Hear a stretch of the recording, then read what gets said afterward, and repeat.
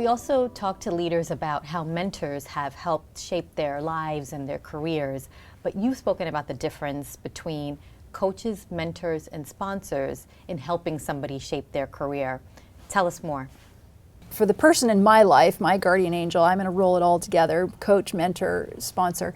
So I had my first executive job at Sun Microsystems, and that was from my manager at the time, Carrie Williard, Dr. Carrie Williard.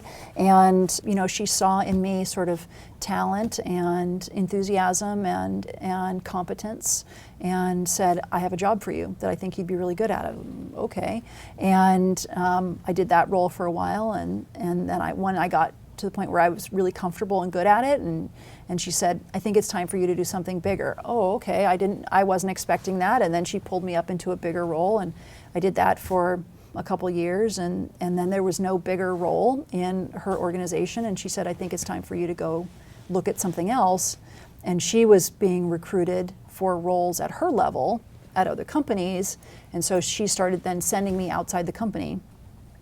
And it really drove home for me the point about caring about the individual and not hoarding talent. And you know, sometimes the best thing for that person is to leave the organization and take their talent elsewhere. And I did that. I went to another company for 3 years, something like that.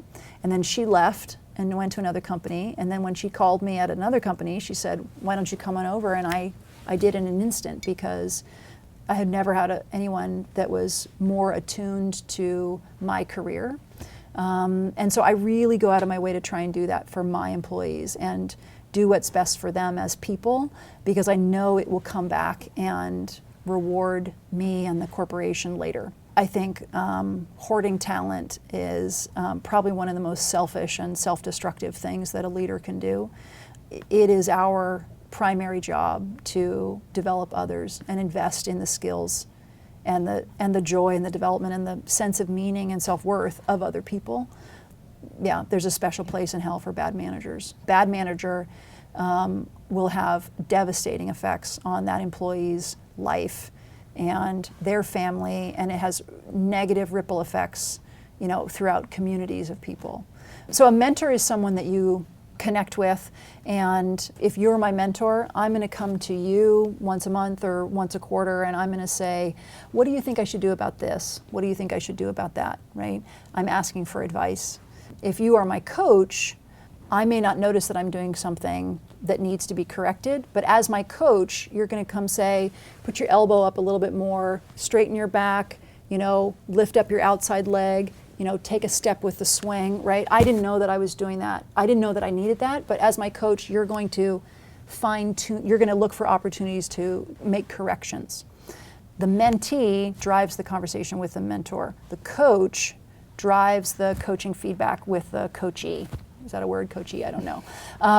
But then a sponsor is someone that says, I'm going to take it upon myself to find opportunities for you, right? If you're my sponsor, you're going to proactively open doors for me. You're going to make meetings for me. You're going to be thinking about me all the time, and you're going to be thinking when you're in a meeting with someplace else, you're going to drop my name. You say, you know what, Jenny would be really good on this project. I'm going to make sure, and then you're going to like pull me along. You're going to push, you know, you're going to push me out of my comfort zone, right?